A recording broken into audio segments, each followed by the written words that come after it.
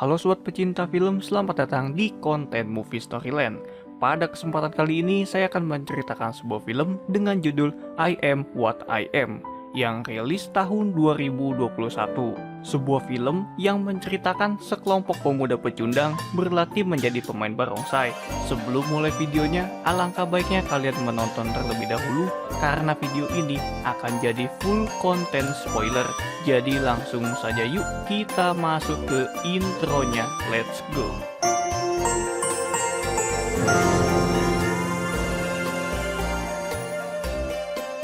Pada zaman dahulu, tarian singa atau barongsai sudah menjadi tradisi bagi orang Cina, yang dimana tradisi ini sudah diturunkan dari generasi ke generasi. Kemudian cerita berlanjut ke masa sekarang, di mana kita diperkenalkan sama seorang pemuda bernama Gyun. Si Gyun ini mengendarai sepeda untuk datang ke pertunjukan barongsai. Sesampainya di sana, Gyun mencoba meniru gerakan pemain barongsai. Hal itu malah membuatnya diledek sama ketua kelompok barongsai di desanya yang bernama Chat. Tidak hanya itu, Chat juga mengambil ampau pemberian kakeknya Gyun. Tidak lama kemudian, ada salah satu pemain barongsai yang mengambil ampau dari tangannya Chat dan menantangnya. Biar enak kita panggil si Merah aja. Singkat waktu, Chat dan si Merah berusaha mengambil ampau di atas menara bambu. Terlihat mereka berdua bersaing untuk sampai ke atas.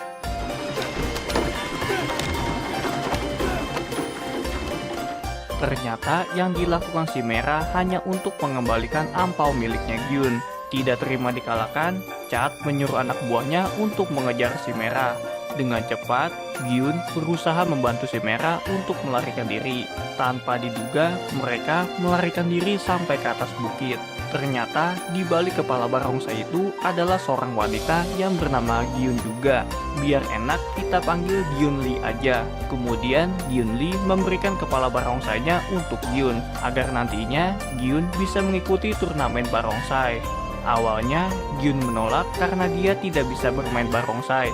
Namun Gyun Lee meyakinkan kalau Gyun bisa melakukannya. Lanjut, di malam tahun baru, Gyun disuruh kakeknya untuk menelpon kedua orang tuanya. Karena kedua orang tua Gyun sudah lama merantau ke kota Guangzhou. Mereka berjanji akan pulang tahun depan. Setelah itu, Gyun berdoa kepada dewa agar dia bisa ke Guangzhou sebagai pemain barongsai.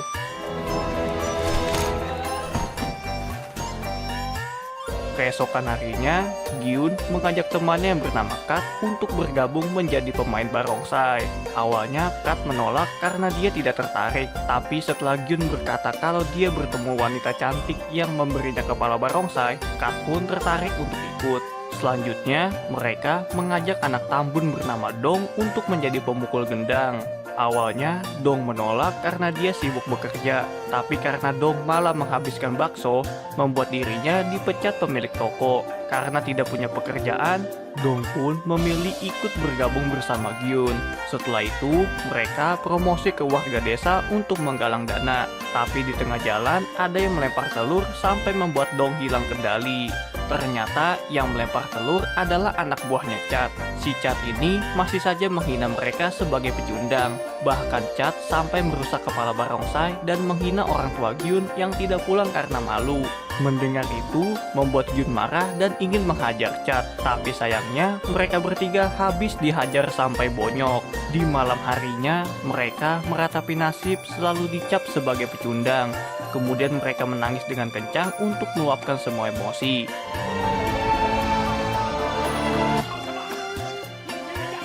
Lanjut keesokan harinya, mereka menunggu di depan tempat latihan barongsai.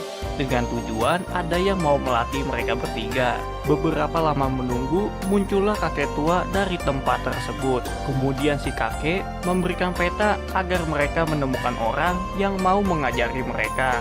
Dengan penuh semangat, mereka mengikuti petunjuk di peta yang malah membawa mereka ke atas gunung. Saat diberikan peta yang kedua, mereka lagi-lagi mendapatkan petunjuk yang salah. Supaya tidak salah petunjuk lagi, mereka membawa si kakek untuk menunjukkan jalan. Kali ini, mereka malah diarahkan menuju ke toko ikan asin. Awalnya, mereka tidak yakin dan memilih untuk pulang. Tapi setelah melihat pemilik toko bernama Siang menunjukkan bakatnya, mereka percaya Sianglah yang mereka cari.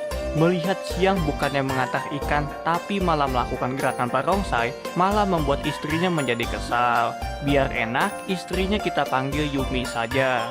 Singkat waktu, mereka bertiga mengikuti Siang mengantarkan ikan. Setelah sampai, mereka bertiga membantu membawa pesanan ikan ke dalam restoran dengan tujuan nantinya Siang mau mengajari mereka bermain barongsai. Tapi sayangnya Siang tidak minat untuk melatih mereka. Keesokan harinya, Siang mengajak mereka ke tempat latihan barongsai.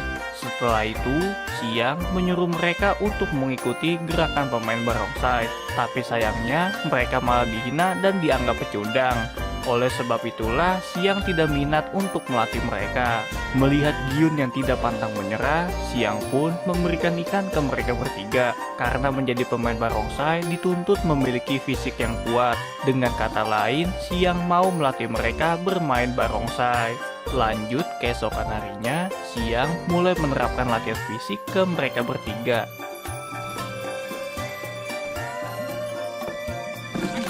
Dari momen itu, Yumi melihat kalau Siang mulai kembali bersemangat.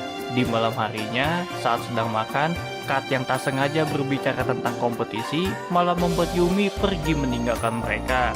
Siang mengira kalau Yumi pergi karena kesal dan akan menghukumnya. Ternyata Yumi pergi untuk mengambil pakaian lama Siang saat dulu menjadi pemain barongsai. Yumi juga berkata kalau mulai besok, Siang fokus saja melatih mereka bertiga. Ternyata dulu Siang adalah pemain barongsai terbaik di kota. Sebenarnya Yumi sangat merindukan Siang kembali bermain barongsai lagi. Keesokan harinya, Siang mengajak mereka membeli peralatan barongsai. Setelah membeli peralatan, Siang mengajak mereka untuk melakukan pertandingan persahabatan, yang dimana nantinya mereka akan bertanding melawan tim si kacamata. Pertandingan pun dimulai. Terlihat mereka bersaing untuk mendapatkan selada. Ternyata selama pertandingan, tim si kacamata melakukan kecurangan dengan bermain fisik. Hal itu membuat timnya Gyun dapat dikalahkan dengan mudah. Setelah kekalahan di pertandingan itu, Siang mulai menyemangati mereka agar terus semangat. Tidak hanya itu, mereka mulai latihan fisik lebih keras lagi.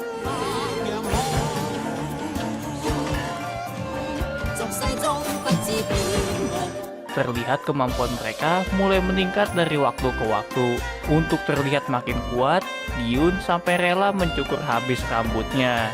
Keesokan harinya, mereka bertiga mengikuti turnamen tingkat desa. Sementara Siang sedang ke warung untuk membeli minuman. Saat akan kembali ke lapangan, Siang melihat Yumi sedang mengantarkan ikan. Melihat Yumi yang mengantar ikan, membuat salah satu pembeli mengatakan kalau Siang adalah suami yang payah. Mendengar hal itu, Siang pun pulang ke rumah dan akan kembali mengantarkan ikan. Namun Yumi menolak dan menyuruh Siang untuk kembali ke lapangan. Yumi juga berkata, walaupun kita hidup susah, Yumi lebih senang melihat Siang bahagia menjadi pemain barongsai. Walaupun Yumi terlihat galak, tapi sebenarnya dia sangat sayang sama Siang. Singkat waktu, Siang pun kembali ke lapangan untuk menemui mereka bertiga. Awalnya Siang mengira kalau mereka kalah di pertandingan, tapi ternyata mereka berhasil mendapatkan tiket pertandingan ke kota Guangzhou. Di malam harinya, saat sedang makan untuk merayakan kemenangan, ada salah satu tetangga mengatakan kalau orang tua Gyun sudah pulang ke desa. Mengetahui hal itu, Gyun pun tampak senang dan izin untuk pulang ke rumah. Ternyata orang tua Gyun pulang lebih cepat karena ayah Gyun mengalami kecelakaan kerja dan dalam keadaan koma. Mengetahui itu, Gyun pun pergi keluar untuk menyendiri. Karena kejadian itu, Gyun memutuskan untuk mencari pekerjaan di kota Guangzhou. Sebelum pergi, Gyun mengucapkan salam perpisahan ke teman dekatnya. Tidak lupa, Siang memberikan kepala barongsai agar Gyun tidak lupa dengan impiannya. Ketika bis sudah jalan, Siang menyemangati Gyun agar tidak lupa dengan timnya. Singkat waktu, selama di kota, Gyun kerja ke sana kemari untuk memenuhi kebutuhan keluarganya. Sementara teman-temannya terus berlatih untuk mengikuti turnamen. Selama di kota, Gyun merasakan betapa kerasnya kehidupan di kota.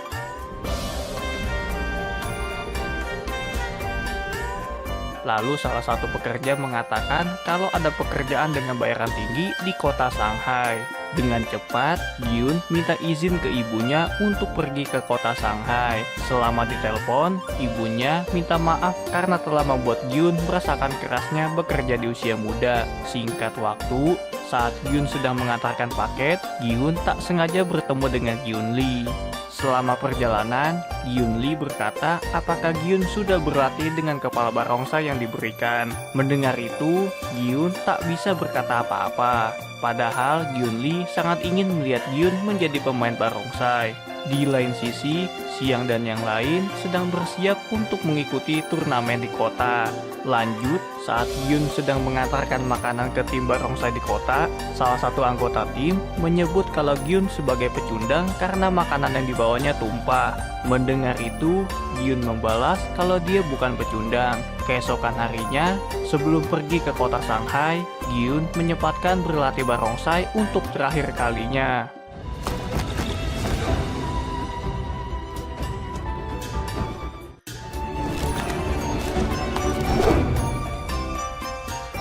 Singkat waktu, pertandingan pun dimulai. Sebelum pergi, Gyun menyempatkan diri untuk menonton pertandingan.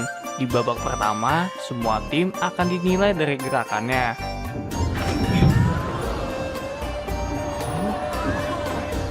Di babak kedua, setengah tim yang tersisa akan berebutan bola di atas tiang. Babak kedua pun dimulai. Terlihat semua tim berusaha melewati jalan yang sempit. Karena sulit untuk menerobos tim yang lain, Xiang pun menggunakan bau di kakinya untuk menerobos tim lain.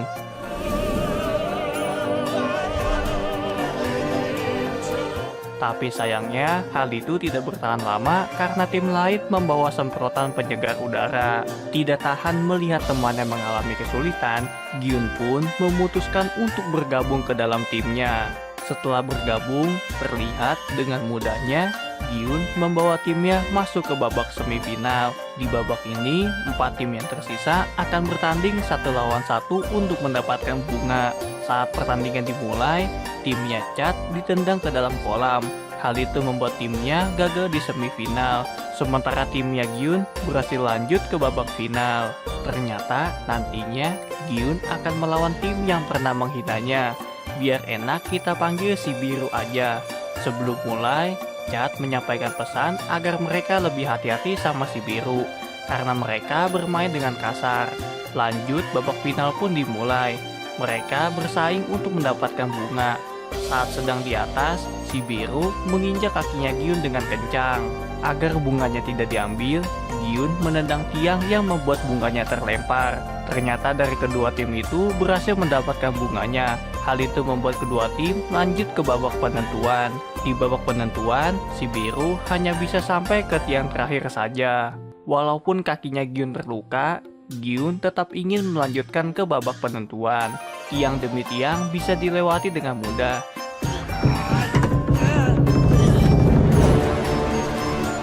Hingga di tiang terakhir, Gyun mengajak Kat untuk meloncat ke tiang yang paling tinggi. Singkat waktu, Gyun Lee yang turun untuk memukul gendang malah membuat semua tim serentak ikutan memukul gendang juga.